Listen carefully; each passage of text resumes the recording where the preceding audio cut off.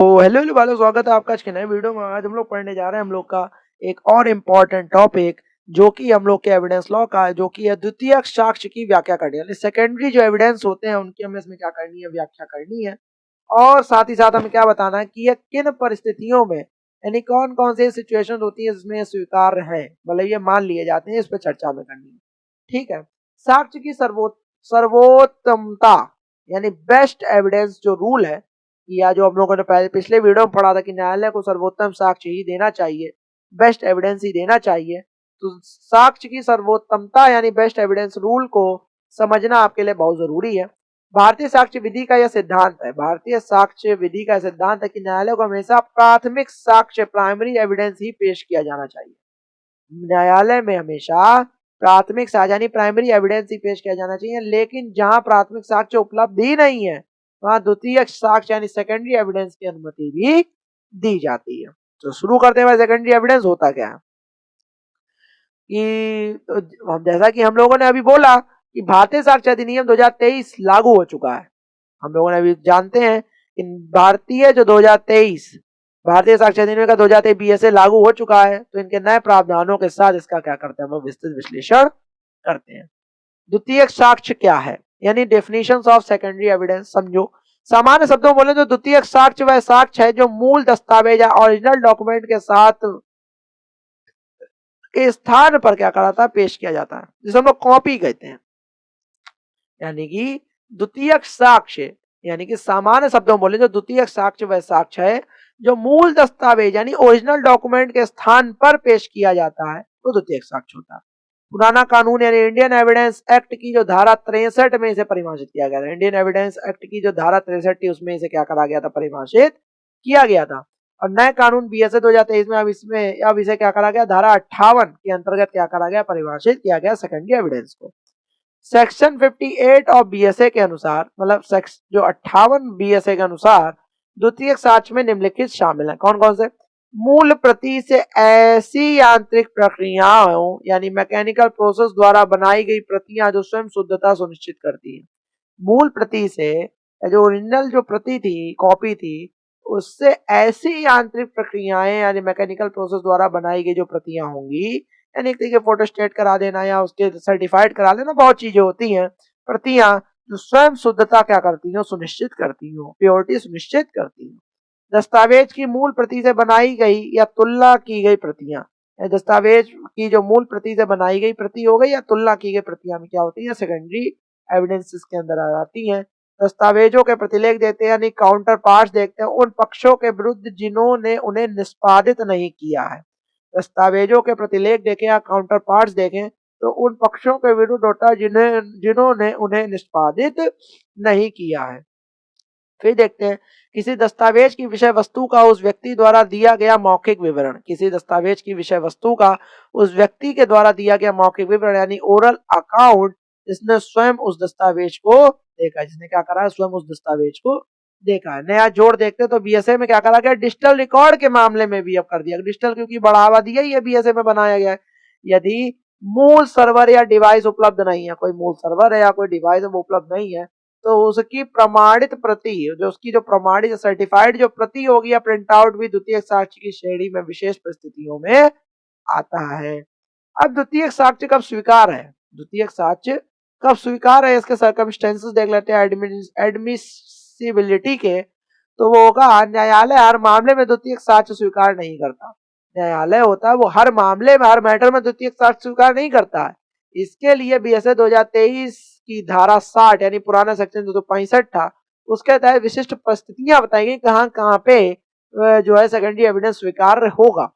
जब मूल प्रति विपक्षी के कब्जे में हो, जैसे कोई ओरिजिनल डॉक्यूमेंट है वो विपक्षी के कब्जे में हो, मतलब कब्जिया लिया, तब हम लोग इसका यूज कर सकते हैं। यदि मूल दस्तावेज उस व्यक्ति के पास है जिसके विरुद्ध उसे साबित करना है और नोटिस देने के बाद भी वह उसे पेश नहीं करता है, ठीक है। जब मूल प्रति गुम या नष्ट हो गई, जब मूल प्रति गुम गई हो, खो गई हो या नष्ट हो गई हो, यदि साक्ष्य देने वाला पक्ष यह साबित कर दे कि मूल दस्तावेज बिना किसी लापरवाही के खो गया है या नष्ट हो गया है, तब सेकेंडरी एविडेंस लागू हो जाएगा या मान लिया जाएगा। जब मूल प्रति आसानी से लाई ना जा सके, जो मूल प्रति ओरिजिनल डॉक्यूमेंट है वो आसानी से नहीं लाई जा सकती, तब सेकेंडरी डॉक्यूमेंट्स यूज कर लिया जाता है। यदि मूल दस्तावेज इतना भारी है या स्थिर है, इमूवेबल है, कि उसे अदालत में लाना असंभव है, जैसे दीवार पर लिखा हुआ कोई शिलालेख, वो लाना असंभव है, तो उसके रूप में भी मान ली जाती है सेकेंडरी। जब मूल प्रति एक सार्वजनिक दस्तावेज यानी पब्लिक डॉक्यूमेंट हो, यानी कोई मूल प्रति है वो एक सार्वजनिक डॉक्यूमेंट हो, तब सेकेंडरी जो एविडेंस के रूप में मानी जाती है। यानी धारा 74 के तहत आने वाले लोक दस्तावेजों की केवल प्रमाणित प्रति यानी सर्टिफाइड कॉपी ही पेश की जा सकती है। मूल प्रति एक सार्वजनिक दस्तावेज है, पब्लिक डॉक्यूमेंट है, यानी धारा 74 बीएसए, यानी जो धारा 74 है यानी 74 है उसके बीएसए के तहत आने वाले जो लोग जितने भी दस्तावेजों की केवल जो है वो प्रमाणित प्रति यानी सर्टिफाइड कॉपी पेश की जा सकती है। फिर देखते हैं, जब मूल प्रति की प्रमाणित प्रति की अनुमति कानून देता हो, यानी जो मूल प्रति है उसकी जो प्रमाणित प्रति की जो अनुमति है वो क्या देता हो, कानून देता हो, तब हो जाएगा। कुछ मामलों में कानून स्वयं ही प्रमाणित प्रतियों को पेश करने की छूट देता है। कुछ मामलों में क्या होता है, कानून स्वयं ही क्या करता है, प्रमाणित प्रतियों को पेश करने की क्या देता है, छूट देता है। अनेक दस्तावेजों का संग्रह देखा है कि जब मूल साक्ष्य में इतने सारे दस्तावेज हो, जब मूल साक्ष्य में क्या हो, इतने सारे दस्तावेजों की अदालत में उनका परीक्षण करना ही संभव ना हो, तो उनका एक संक्षिप्त निष्कर्ष पेश किया जाता है, यानी समरी पेश की जाती है। फिर हम लोग देखते हैं बीएसए 2023 में महत्वपूर्ण बदलाव क्या क्या है। डिजिटल एविडेंस फोकस देखते हैं। एक कानून के छात्र के रूप में आपको धारा 61 से 63 यानी बीएसए पर ध्यान देना चाहिए, क्या, डिजिटल रिकॉर्ड्स पर। नए कानून में इलेक्ट्रॉनिक रिकॉर्ड्स को अब प्राथमिक साक्ष्य के बराबर स्थान दिया गया है। नए कानून में इलेक्ट्रॉनिक रिकॉर्ड्स को अब क्या करा गया है, प्राथमिक साक्ष्य के बराबर स्थान दिया गया है। लेकिन यदि डिवाइस मौजूद नहीं है, लेकिन यदि जो डिवाइस है वो मौजूद नहीं है, तो धारा 63 के तहत सर्टिफिकेट पुराना अब 65 भी था, उसमें पेश करना क्या है, अनिवार्य है। अब क्या हो गया है, धारा 63 हो गया, पहला था धारा 65 बी, ठीक है, उसके तहत क्या करना है, पेश करना अनिवार्य है। मौखिक साक्ष्य देखते हैं, धारा 60 जी देखते हैं। बीएसए स्पष्ट करती है कि यदि दस्तावेज की विषय वस्तु के बारे में मौखिक साक्ष्य देना है, यानी कि जो बीएसए है धारा 66 जी ये स्पष्ट करती है कि यदि दस्तावेज की विषय वस्तु के बारे में मौखिक साक्ष्य देना है, तो वह केवल तभी स्वीकार होगा जब मूल दस्तावेज के खोने या नष्ट होने की शर्तें क्या हो, पूरी हो। बिना लापरवाही के वो ये सब हुआ होगा तो ये क्या होगा, मान्य हो जाएगा। अब इसमें महत्वपूर्ण केस लॉ देख लो भाई, कौन कौन से हैं। एक हो गया जय यशोदा वर्सेस के शोभा रानी। एक जय यशोदा और के शोभा रानी। सुप्रीम कोर्ट ने स्पष्ट किया कि द्वितीयक साक्ष्य तभी स्वीकार्य है। सुप्रीम कोर्ट ने स्पष्ट किया जो द्वितीयक साक्ष्य है वो तभी स्वीकार्य है जब प्राथमिक साक्ष्य की अनुपस्थिति का ठोस कारण दिया जाए। सुप्रीम कोर्ट ने स्पष्ट किया कि जो द्वितीयक साक्ष्य है वो तभी स्वीकार्य है जब प्राथमिक साक्ष्य की जो अनुपस्थिति का हमें ठोस कारण दिया जाएगा, तभी जो है द्वितीयक साक्ष्य अनिवार्य है या स्वीकार्य होगा। यदि मूल प्रति के अस्तित्व पर संदेह है, यदि मूल प्रति के अस्तित्व पर संदेह है तो द्वितीयक साक्ष्य नहीं लिया जा सकता है। शीतल दास वर्सेस संतराम देखते हैं। इस मामले में यह तय हुआ कि यदि किसी दस्तावेज की फोटोकॉपी पेश की जा रही है, इस मामले में क्या हुआ, यह तय हुआ था कि किसी दस्तावेज की फोटोकॉपी पेश की जा रही है तो यह साबित करना होगा कि वह मूल प्रति से ही बनाई गई थी। तो यह क्या करना होगा, साबित करना होगा कि वह मूल प्रति से ही बनाई गई थी और उसकी शुद्धता की क्या करी होगी, जांच की गई थी, तभी वो मामला माना जाएगा। अनवर पीवी वर्सेस पीके बशीर 2014 में देखें, और जो अर्जुन पंडित राव कोटकर जिसे केस कहते हैं 2020 वाला, ये केस इलेक्ट्रॉनिक साक्ष्य के लिए लैंडमार्क है। हालांकि ये पुराने कानून के समय की है, लेकिन इनका सिद्धांत बीएसए 2023 की धारा 63 के लिए भी प्रासंगिक है। न्यायालय ने कहा कि बिना उचित सर्टिफिकेट के कंप्यूटर प्रिंटआउट द्वितीयक साक्ष्य स्वीकार्य नहीं होगा। इसे हम लोग 65 भी कहते थे और हो गया है 63। जो बिना किसी सर्टिफिकेट के जो होता है कंप्यूटर प्रिंटआउट या द्वितीयक साक्ष्य क्या होगा, वो स्वीकार्य नहीं होगा। साक्षिक मूल्य देख लेते हैं। साक्षिक मूल्य क्या होता है, एविडेंशियरी वैल्यू। द्वितीयक साक्ष्य का जो मूल्य है वो प्राथमिक साक्ष्य से कम होता है। द्वितीयक साक्ष्य का जो मूल्य होता है वो प्राथमिक साक्ष्य से कम होता है। इसे पदानुक्रमित साक्ष्य यानी हायरार्किकल एविडेंस भी कहा जाता है।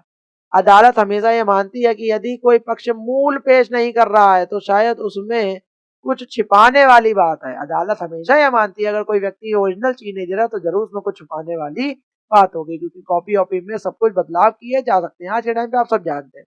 द्वितीयक साक्ष्य पेश करने से पहले धारा 60, द्वितीयक साक्ष्य पेश करने से पहले धारा 60 यानी बीएसए की नींव रखना। द्वितीयक साक्ष्य पेश करने से पहले धारा 60 बीएसए की नींव रखना, ये फाउंडेशन लेइंग अनिवार्य है। निष्कर्ष एंड में हम लोग देखें तो वो ये कहता है कि कंक्लूजन कि भारतीय साक्ष्य अधिनियम 2023 कहता है जो द्वितीयक साक्ष्य की अवधारणा को और अधिक आधुनिक आधुनिक क्या करा गया, बनाया गया, मॉडर्न बनाया गया है, विशेषकर डिजिटल युग को देखते हुए। एक छात्र के रूप में आपको ये याद रखना चाहिए कि सेक्शन 58 परिभाषा और सेक्शन 60 परिस्थितियां एक दूसरे के क्या है, पूरक है।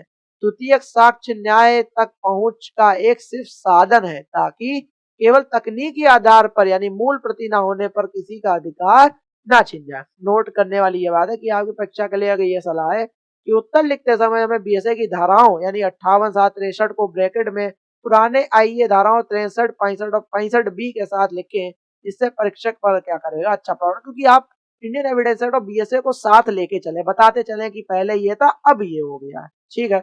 और यहाँ पे हम लोग का द्वितीयक यानी सेकेंडरी एविडेंस का पूरा वीडियो समाप्त हो गया। मेरे हिसाब से आपको समझ में आ गया होगा, नहीं समझ में आया तो आपको पता है आपको क्या करना है, 1.5x की स्पीड पे लगा के तो वीडियो को देखना है और आपको बहुत अच्छे समझ में आ जाएगा। ऐसी वीडियोस आपके लिए आते रहेंगे, तब तक के लिए जय हिंद, जय भारत।